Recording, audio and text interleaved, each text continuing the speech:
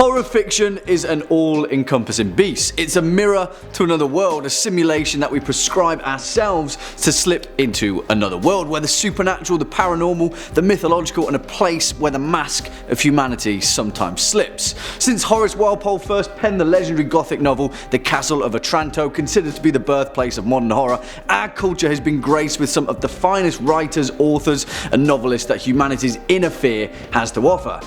Well, I guess we better take a look at the best of the best. Hello horror fans, and once again welcome back to the Scariest channel on YouTube, top 5 scary videos. As per usual, I'll be your horror host Jack Finch, as today we curiously take a look at the top 5 scariest horror fiction writers.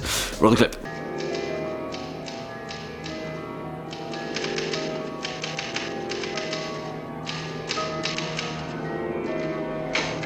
For the curious amongst you, that clip was from Stanley Kubrick's legendary adaptation of Stephen King's 1979 novel, The Shining. Of course it was. You know that, I know that.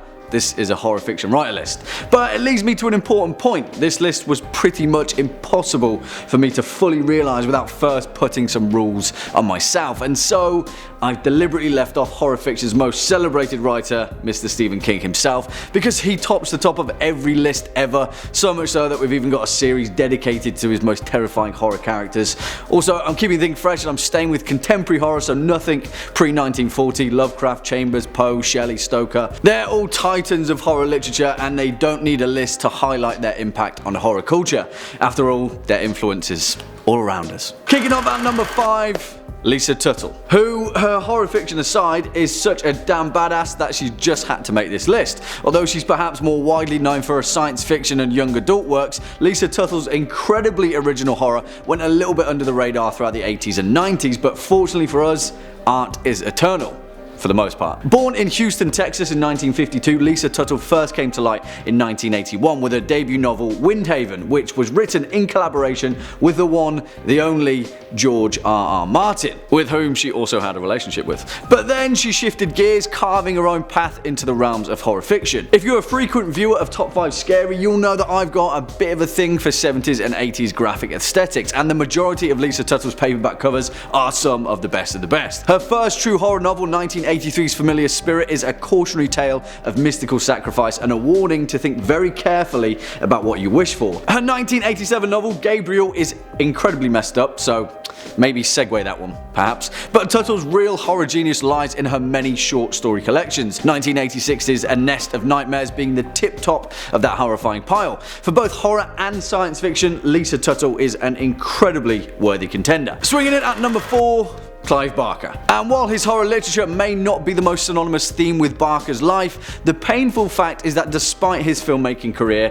first and foremost, Clive Barker is an incredibly talented horror novelist. Oftentimes Barker goes underappreciated, mainly due to his widely successful Hellraiser series based on Barker's 1986 novella, The Hellbound Heart. Hellraiser and Clive Barker have walked together hand in hand through the extra-dimensional rift for the best part of 3 decades, but his blood-soaked list of horror novels, comic books, novellas, and short stories have always been worth the pain-inducing look for any fledgling or seasoned horror fan. His first published work, 1985's The Damnation Game, is a Faustian foray into the themes that Barker has become so synonymous for: pain, desire, the true reflections of the human soul, which have meandered their way through nearly 30 years of horror fiction. In actual fact, no one has ever really came close to comparing to Barker, and his unique perception of pleasure and pain, whilst admittedly isn't for everyone, has become a household name for horror fandom in its own right. Coming in at number 3, Joe Hill. And while I rightly said Stephen King wouldn't be making this list, it seems that his son will be taking up the King of Horror's mantle, because in recent years, Joe Hill has quickly become one of my favourite modern horror writers, all the while breaking out of the daunting shadow of his old dad. Well, after first taking on the horror world in 2005 with his incredible short story collection 20th Century Ghosts, it wasn't until the release of his terrifying 2007 novel Heart-Shaped Box that Joe Hill actually publicly announced that he was indeed the son of Stephen King. In Hill's own way, he wanted to carve a path based upon his own merit rather than riding the coattails of his legendary father. And really, we have to deride that accolade because Hill definitely stands up as an incredible horror writer in his own right. His 2010 novel Horns, which later went on to be adapted onto the silver screen starring Daniel Radcliffe, is an incredibly original modern horror tale that manages to blend the familiarity of our world with that of the demonic and the supernatural. Just like his dad though, Joe Hill seems to be pumping out gems of horror fiction on a near monthly basis, and some of his short stories as well as his comic book appearances are absolute mind-numbing terror. And I'm starting to think that he's going to be one for the ages. Next up at number 2, Peter Straub. There is perhaps no other modern horror novelist as decorated as the legendary Peter Straub, author of 1979's Ghost Story, who has carved a career that has spanned decades, which has, in my opinion, never at all had a low point. The standard that Straub has maintained ever since his first novel, 1973's Marriages, is, in all fairness, a feat in and of itself, and thankfully for us, he's showing no sign of slowing down. Throughout his career, Straub has picked up an insane amount of literary honours, including the highly coveted Bram Stoker Award, the World Fantasy Award, the International Horror Guild Award, as well as the August Derleth Award.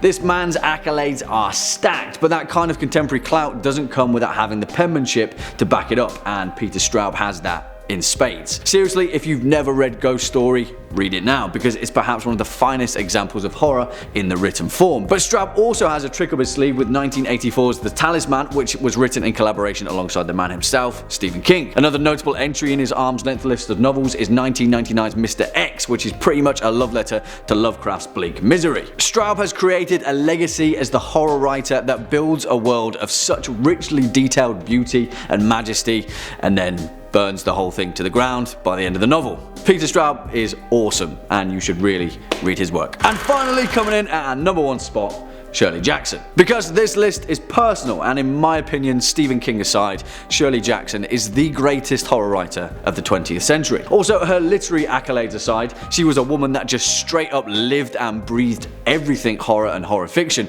with a deeply tragic personal life that would put the likes of Lovecraft and Poe to shame. Shirley Jackson understood horror at an intrinsic level. She understood the nuances of human behaviour, she understood the slights of emotion that would resonate through the human brain, the kind of stuff that would keep you awake at night, sweating, clawing at the walls. Shirley Jackson penned the kind of horror that didn't need ghosts to make it horrifying. But when she did do ghosts, it was some of the best damn horror fiction ever written. Her 1959 novel The Haunting of Hill House is the best damn haunted house story in literature. Period. Although her body of work wasn't as extensive as some of the writers on this list, it was in the quality of the literature that she produced where Jackson truly shined. 1954's The Bird's Nest is psychological horror at its peak, and 1962's We Have Always Lived in the Castle is the hallmark of existential isolation. And of course we have The Lottery. I don't really have to say much about that one. It's The Lottery. Shirley Jackson inspired some of horror fiction's greatest writers, the legendary Neil Gaiman and Stephen King included, but in her own right she was a shining, terrifying diamond of horror fiction that definitely left her mark on this world. Cheers, Shirley. Well, there we have it, horror fans, our list for the top 5 scariest horror fiction writers, with certain self-imposed limitations, of course. Why don't you let us know your thoughts as well as any choice picks in the comment section down below. Also, why don't you throw out some horror-based questions while you're at it, and I'll try my best to answer them in our next video. Unfortunately, folks, that's all we've got time for in today's video. Cheers for sticking around all the way until the end. If you're a fan of this particular video, make sure to hit that thumbs up button as well as that subscribe button, and we'll be seeing you in the next one. As per usual, I've been your horror host, Jack Finch. You've been watching top 5 scary videos, and until next time, you take it easy.